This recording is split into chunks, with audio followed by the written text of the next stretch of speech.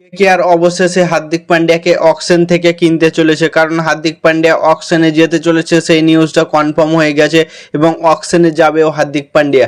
কারণ হার্দিক পান্ডিয়াকে কোনো টিমের সাথে ট্রেড করে পারলো না মুম্বাই ইন্ডিয়ান্স। প্রত্যেকটা টিমের কাছে এমন প্লেয়ার চাইছে যে সেই টিম দিতে চাইছে না। চেন্নাইয়ের কাছে চেয়েছিল ডেভেল বেবিসকে, সামরা, তারপরে শিবম দুবেকে চেয়েছিল, সেখান থেকে চেন্নাই রাজি না হওয়াতে এবং হার্দিক পান্ডিয়া অবশ্যই অকশনে যেতে চলেছে। সেখানে কলকাতার কাছে একটা সুযোগ আছে হার্দিক পান্ডিয়াকে দলে আনার জন্য, কারণ কেকেআর সবসময় চায় যে সে ক্যাশ ডিলের পরিবর্তনে আনুক হার্দিক পান্ডিয়াকে, কারণ কেকেআরের ইমোশন প্লেয়ারগুলোকে কেকেআর কোনোদিনই ছাড়তে চায় না। অঙ্কিত রঘুবংশী, রিঙ্কু সিং, বরুণ চক্রবর্তী, সুনীল নারায়ণ, এদের প্রতি আলাদা একটা ভালোবাসা আছে, ইমোশন আছে কলকাতার প্রতি।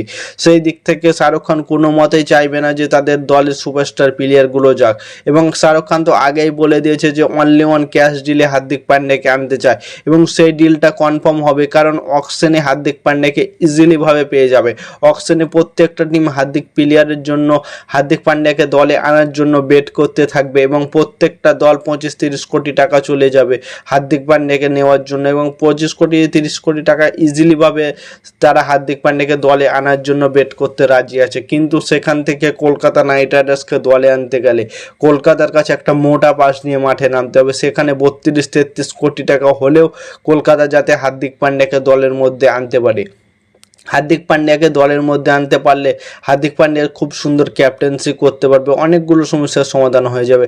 ফিনিশিং টাচটা দেবে, একটা জোরো মেজাজে বল করতে পারবে এবং দুর্ধর্ষ মেজাজে ব্যাটিং করতে পারে, এবং তার মনোবল আলাদা হার্দিক পান্ডিয়া। সেখান থেকে হার্দিক পান্ডিয়াকে অকশন থেকে আনতে পারবে।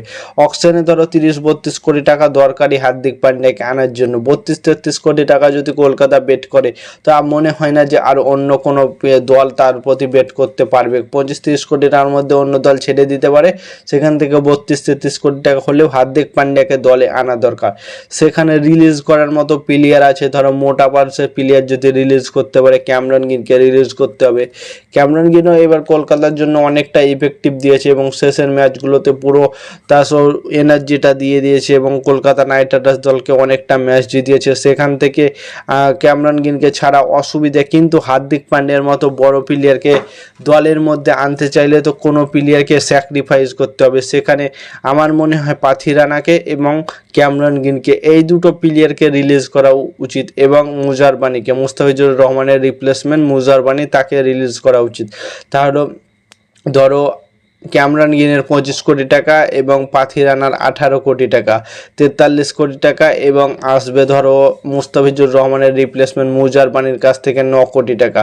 এই তিনটে প্লেয়ার মিলে প্রায় 52 কোটি টাকা কলকাতার কাছে আসবে। 52 কোটি টাকা যদি কলকাতার কাছে আসে, কলকাতা ইজিলিভাবে 30-35 কোটি টাকার বিনিময়ে হার্দিক পান্ডিয়াকে দলের মধ্যে আনতে পারবে, এবং দলের মধ্যে আনলে পুরো দলটা স্ট্রং হবে, কারণ হার্দিক পান্ডিয়া একজন ইন্ডিয়ান প্লেয়ার এবং তার মতো তার রিপ্লেসমেন্ট প্লেয়ার নাই পুরো ইন্ডিয়াতে কি ওয়ার্ল্ডে নাই।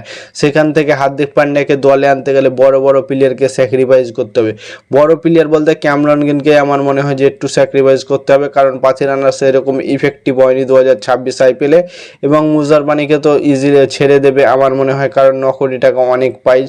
সেখান থেকে যদি হার্দিক পান্ডিয়াকে 30-32 কোটি টাকার মধ্যে কিনে নিল এবং বাকি থাকবে 20 কোটি, বাকি 20 কোটি টাকার মধ্যে একটা বলার কিনতে পারে ইজিলিভাবে, এবং কলকাতার কাছে পাই অনেক ব্যাটিং বলার সব কিছুই আছে। সেখানে একটা খালি হার্দিক পান্ডিয়া ক্যাপ্টেন্সি করার মতো প্লেয়ারের দরকার।